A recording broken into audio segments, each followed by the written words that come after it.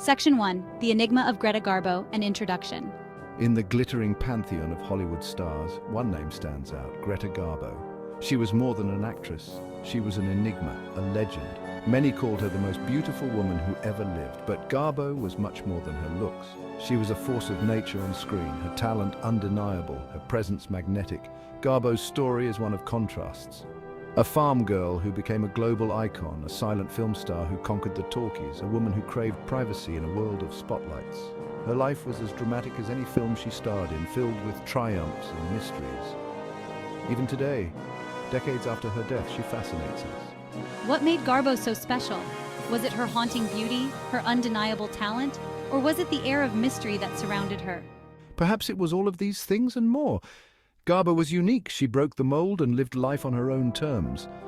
In an era when stars were controlled by studios, Garbo remained fiercely independent. This is the story of Greta Garbo, a tale of talent and tenacity, of fame and solitude. A woman who captivated the world, then walked away from it all. Join us as we explore the life of this remarkable woman. We'll uncover the roots of her enigma, trace her journey from Stockholm to stardom, and discover why, even today, the name Greta Garbo still holds such power. Section 2. From Stockholm to stardom, Garbo's early years. Greta Lovisa Gustafsson was born on September 18, 1905, in Stockholm, Sweden. Her family was poor, her father was a labourer, her mother a homemaker. Young Greta knew hardship from an early age, but also had big dreams that would carry her far from home. I was a quiet child. I preferred solitude to crowds. At 14, her father died and the family struggled. Greta had to leave school and took a job at a department store to help make ends meet. But fate had other plans for me. My job at the department store led to modeling. I appeared in hat advertisements. People noticed my striking looks. Soon she caught the eye of film director Eric Arthur Petschler, who gave her a small part in a comedy. It was her first taste of acting, and Greta was hooked. She applied to the Royal Dramatic Theatre's acting school and was accepted. For the next 2 years, she honed her craft, learning the art of silent expression and conveying emotion without words. These skills would serve her well in the years to come. Little did she know, Hollywood was waiting. The silent screen's shining star. Greta's talent didn't go unnoticed. In 1924, she caught the eye of director Mauritz Stiller. I gave her the stage name Greta Garbo. Stiller cast her in the Saga of Gösta Berling, Garbo's breakthrough role. Her performance was praised. Her expressive face captivated audiences. Garbo quickly became one of Sweden's brightest stars. Section 4, Conquering Hollywood, Garbo's American Dream.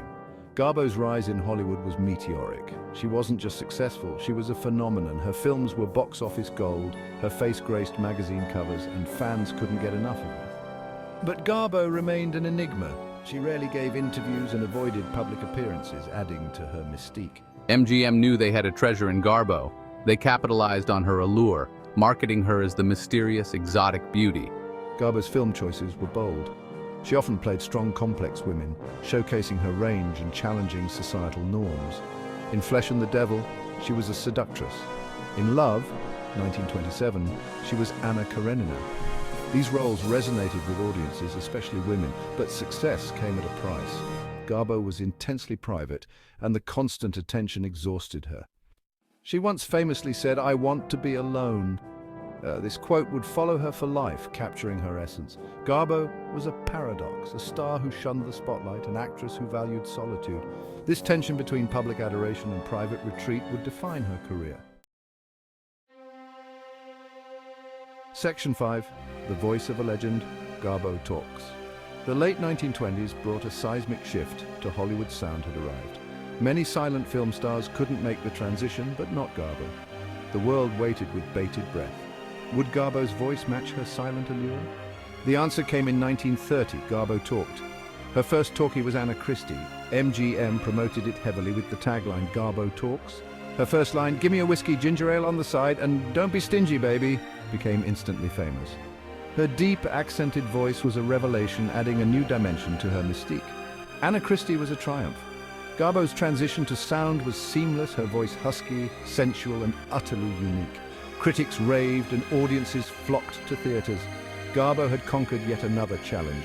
She was now undeniably the queen of Hollywood.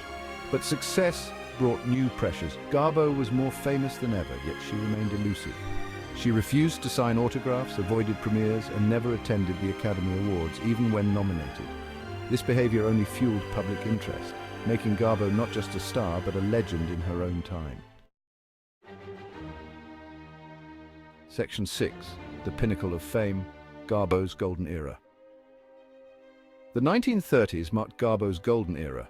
She was at the height of her powers. Her films were events. Her name alone could sell out theaters. Garbo had achieved a level of stardom few could match. She was more than an actress. She was an icon, a symbol of sophistication and mystery. During this decade, Garbo gave some of her most memorable performances.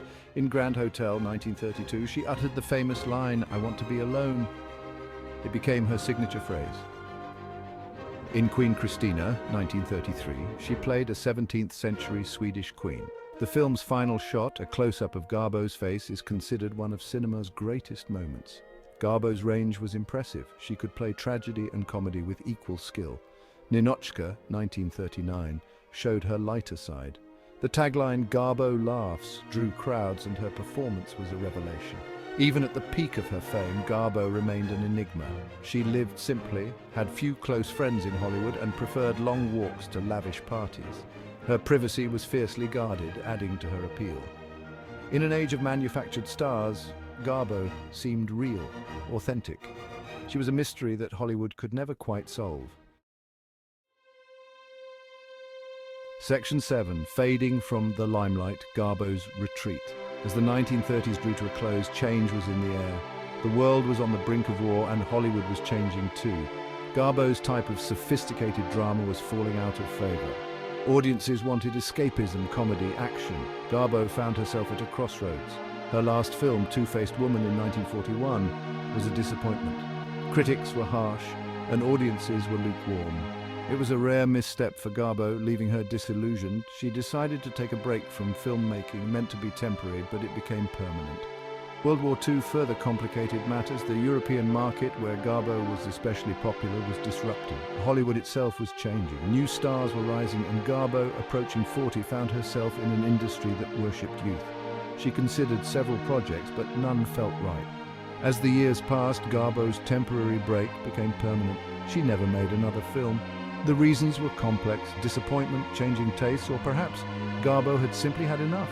One of cinema's brightest stars had chosen to fade away. The woman who had captivated millions now sought a life away from the cameras. Garbo's post-Hollywood years. Garbo's life after Hollywood was as enigmatic as her screen persona. She moved to New York City, living in a luxurious apartment. Garbo lived simply, enjoying walks and developing an interest in art. She avoided publicity, using aliases when traveling. The public's fascination with her never waned. I like to walk. It was a way to think, to be alone yet among people. Section 9. The Garbo Legacy, an enduring cinematic icon. Even in absence, Garbo's influence on cinema remained profound. Her style of acting, subtle and naturalistic, influenced generations of performers. Her fashion sense, both on and off screen, continued to inspire designers. Garbo had set a standard for beauty and elegance that few could match. Film historians and critics consistently rank Garbo among the greatest actors of all time. Her ability to convey deep emotion with the slightest gesture was unparalleled. Her films, particularly from the 1930s, are considered classics. They are studied in film schools and celebrated at retrospectives. Garbo's art has stood the test of time. Her mystique, too, has endured. In an age of oversharing, her fiercely guarded privacy seems almost radical. She became a symbol of enigma, of the allure of the unknowable. Books have been written about her, documentaries made, yet Garbo herself remains elusive. This only adds to her legend. The impact of Garbo extends beyond cinema. She became a cultural touchstone. Her name is synonymous with mystery, with glamour, with a certain kind of timeless beauty. "I want to be alone," her famous line, entered the lexicon. It captured something essential about Garbo, about her need for solitude in a world that demanded she be public property. Section 10. Remembering Greta, the woman behind the legend. Greta Garbo passed away on April 15, 1990, at 84 years old. Her death marked the end of an era. The last great star of Hollywood's golden age was gone. But Garbo's legend lives on. She remains an object of fascination, a symbol of a bygone era of glamour and mystery. What was the real Greta Garbo like? Those who knew her spoke of her wit, her intelligence, her love of nature. She was more than the aloof beauty of legend. She was a complex woman, a survivor. Garbo's legacy is multifaceted. She was a pioneer in many ways, fighting for creative control of her films and demanding privacy, and in an industry that thrived on exposure. She retired on her own terms, maintaining her dignity and preserving her mystery. Perhaps this is her greatest achievement. In the end, Greta Garbo remains an enigma. A woman who was seen by millions, yet truly known by few. Her films continue to captivate new generations, and her story continues to intrigue. Greta Garbo, the farm girl from Stockholm who became a global icon, left an indelible mark on cinema and popular culture. She was and remains one of a kind.